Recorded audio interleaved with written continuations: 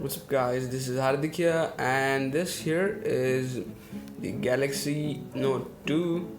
Yes, you heard it right, and this is running on Android 6.0.1 Marshmallow.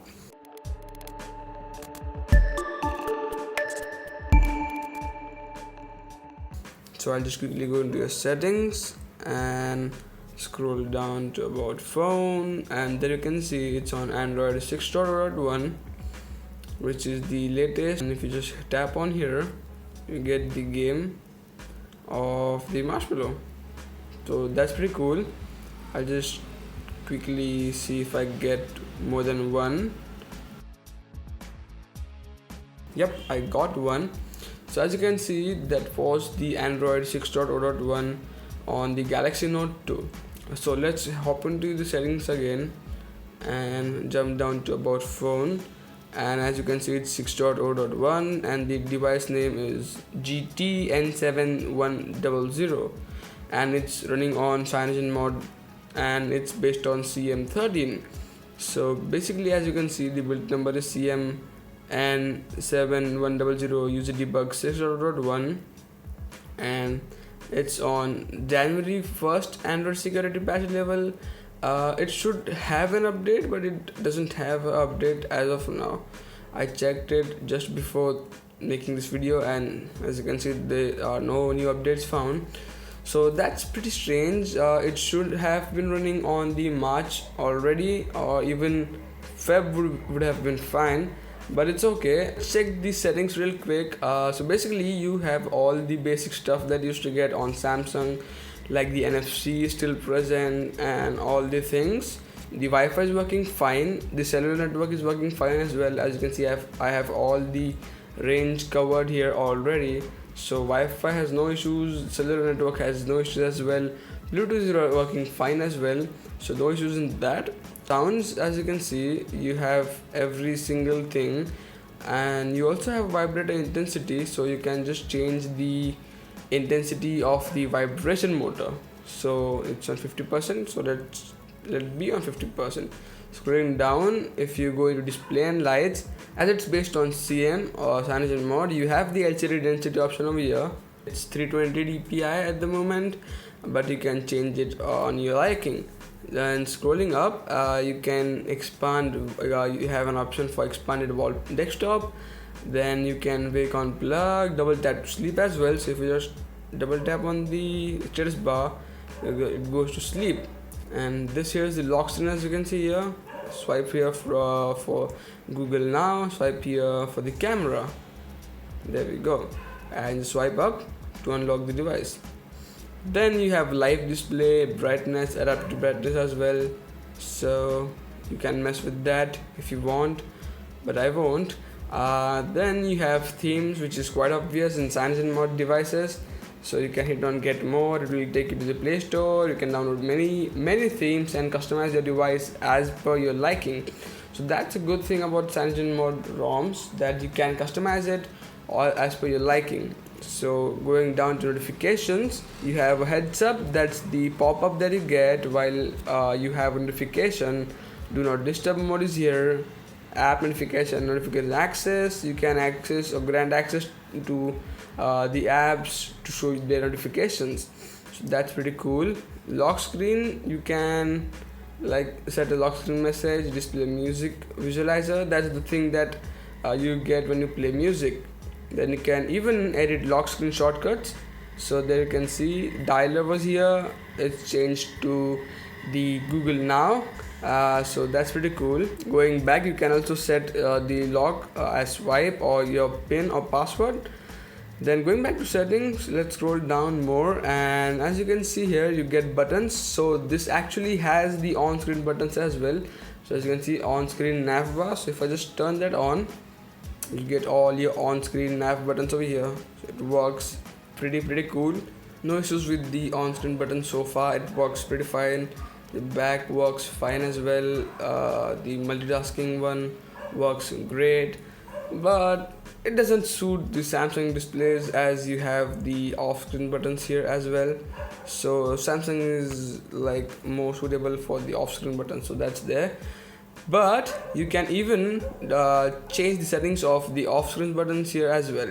So as you can see, if I just go down here, you can set the home screen to wake up the device, to answer the call as well, long press to search assistant, that's the now on tap. So I'll just quickly demonstrate that. So if I just hold on here, as you can see, we get the now on tap over here. So it's pretty cool. No, I think no other ROM has this feature yet, but it's on the Cyanogenmod 13. Then you can even customize the menu button, you can even customize the volume buttons, and there are tons of features in this ROM, as it's a Cyanogenmod ROM basically. Then going down to battery, one thing I should say here is the battery is complete shit over here. The dose doesn't work. Like I just plugged in the device few minutes ago, it's already 94. It was 100 like let's say half an hour ago or something, and I didn't use it. It still dropped 2% battery, so that's not that good, but the battery is not stable, to be honest. Yeah, going to security memory here, as you can see, it's a new option in the Marshmallow, and it tells us basically how much of RAM is free or how much of RAM is used in like 3 hours, or you can even see how much is used in 6 hours, 12 hours, or a day as well. So I just hit a day, it's still the same. I did a restart before doing this video, so I don't think it will change there. But going to users, you can, as you can see, you can get multiple users over here. This is the owner. You can go into the guest mode as well, and you can add as many users as you want. So that's pretty cool. And then home system profiles, you can just set the profiles that you want. Let's say you're at home, then you can set it to home or office, and it's the basic stuff. So it's default at the moment. Going to status bar here, you can completely change what to display on the status bar over here. So as you can see, battery style, I like it on icon portrait more. Let's see, portrait, yeah. I don't like to display the battery icon, the percentage, so that's cool. Clock style is center. Status bar icons, you can control the icons of the status bar here, what to display, what not to display. Basically, we used to get this option in the system UI tuner of the 6.0 Marshmallow in Nexus devices, but it's here in the status bar. So let's say if I don't want to have the let's say network one, so if I just, or let's say Wi-Fi, so if I just turn off the Wi-Fi will still be on and connected, but it won't be displayed on the status bar. So that's there. So that's actually pretty neat. If you think it's more crowded, you can just reduce the number of icons on your status bar. You can control the brightness like this from over here. As you can see, it's the brightness control. Notification count.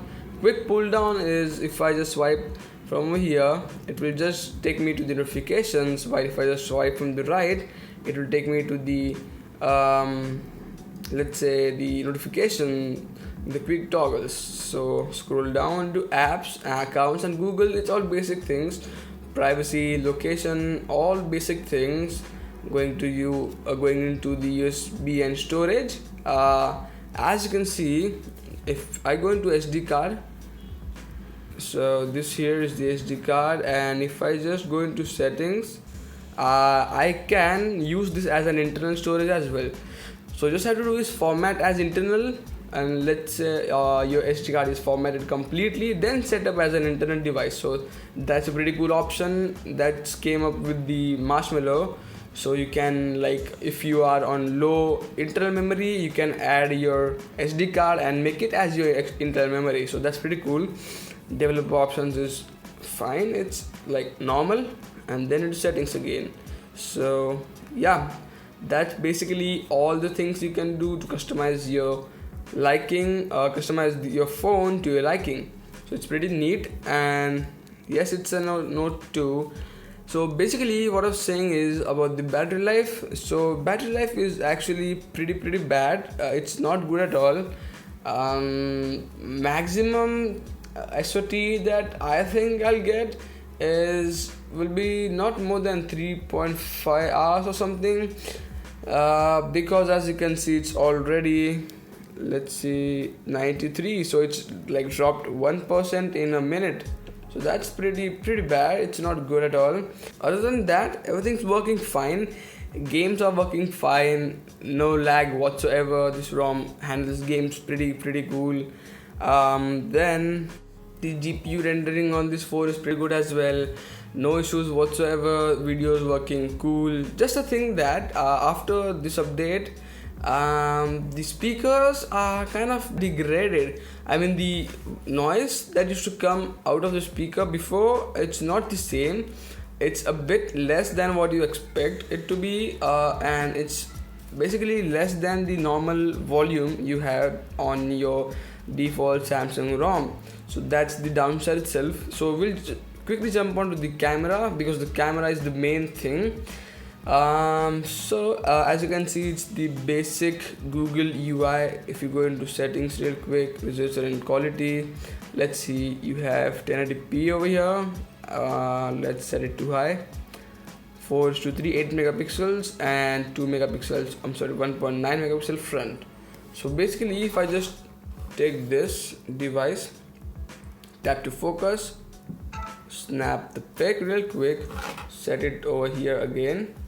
Then if I just quickly like check the pic over here, the quality is pretty basic as you'd expect. It's the same as the stock ROM, and the camera actually doesn't change. The quality doesn't change due to a ROM, so that's pretty normal. But everything's working fine with the camera, that's all.